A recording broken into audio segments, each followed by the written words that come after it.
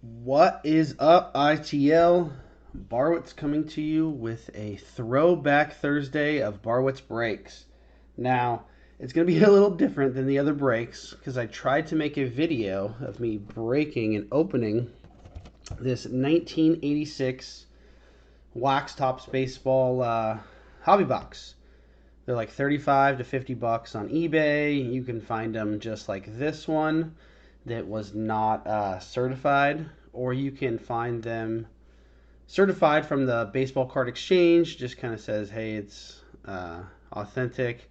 It's not pack searched or anything like that. This one was not certified or anything, but it was good to go.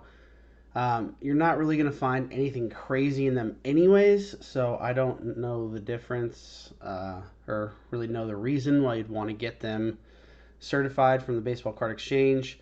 The big thing that some people are looking for when they do buy these is the fresh out of case. So they'll actually mark them as fresh out of the case boxes, meaning that the box was not kind of exposed otherwise. It's going to be in a little bit better shape. Most of these cards are not in good shape anyways. They actually have gum, as you can see, the real one, bubble gum in every single pack.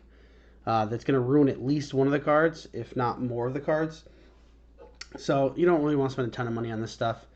So what I'm going to do is I'm actually going to do a recap video of the fun stuff that I pulled. As you can see from the little stacks behind me, there are so many cards in this box. I got like 15 minutes in and was like, yeah, this is not going to be a fun video. Nobody's going to want to watch this.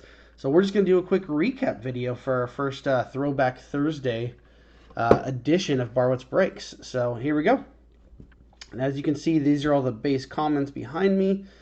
This first pile is just going to be the fun stuff. There's going to be some Hall of Famers. A lot of it's just going to be actually current managers or other fun little cards that I found along the way. A lot of the current managers were baseball players in the 80s. So again, this is 1986 Topps. So here we go. Mattingly, Gooden, Ozzie Smith, Ricky Henderson All-Star, and Don Mattingly All-Star. Oh no, here we go. A couple more All-Stars, sorry. I didn't have them all ready to go. We've got a record breaker, Dwight Gooden, youngest 20-game winner in modern history, Carlton Fisk All-Star, Dave Winfield, Cal Ripken All-Star. Now we're getting to like the managers, coaches, and just other fun cards I found. Bobby Valentine, Eric Davis, Tommy John A's. Look at that hit. Tommy John A's. That is a monster. Again, these are all worthless cards. Andre Dawson, Keith Hernandez, Bert Blyleven, Mike Schmidt, Carlton Fisk, Ron Washington. Too bad it's a little cut off on the Twins up top. Fernando Valenzuela, Bert Blyleven again, Alan Trammell, Bob Melvin, best manager in baseball right there, playing for the Tigers, Dwight Gooden, Dennis Eckersley, on my second favorite team, Ozzie Smith, Dusty Baker A's. That's probably my favorite card in all of these. Rod Carew Angels, Reggie Jackson Angels, another fun card. Terry Francona, Tim Flannery, Eddie Murray, Oral Hershiser, Tony Gwynn, R.I.P., Jim Rice, Carlton Fisk, Bud Black on the Royals, one of my favorite Giants pitchers growing up, and then Tim Raines. And then over here I've got our big hitters already sleeved up and ready to go. Now, there are some PSA 10 cards from these 1986 Topps that will sell for a ton of money. Like this first card I'm going to show you in a PSA 10 sold for $700. Now, to get a PSA 10, a lot of things have to happen right. First, you have to have the centering good, you have to have the corners good, the edges good, and the surface. Most of these cards, the edges are not that cut well, or not cut that well.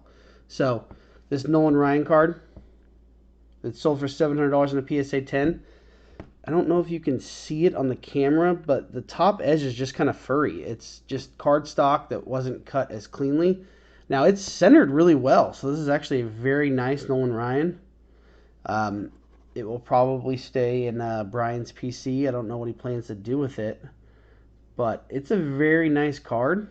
But it's not. I know, even without ever having graded a card, I know this is not going to be a PSA 10. It's still a nice card, but it's not going to be the $700 version of it. Now going into our other fun cards, we've got Kirby Puckett, George Brett ×2, Don Mattingly, and Pete Rose. Now all these cards are actually centered really well for being a 1986 product. As you can see, this Mattingly's a little off center, but everything else is pretty nice. So I'm very happy with the hits that we found in this box.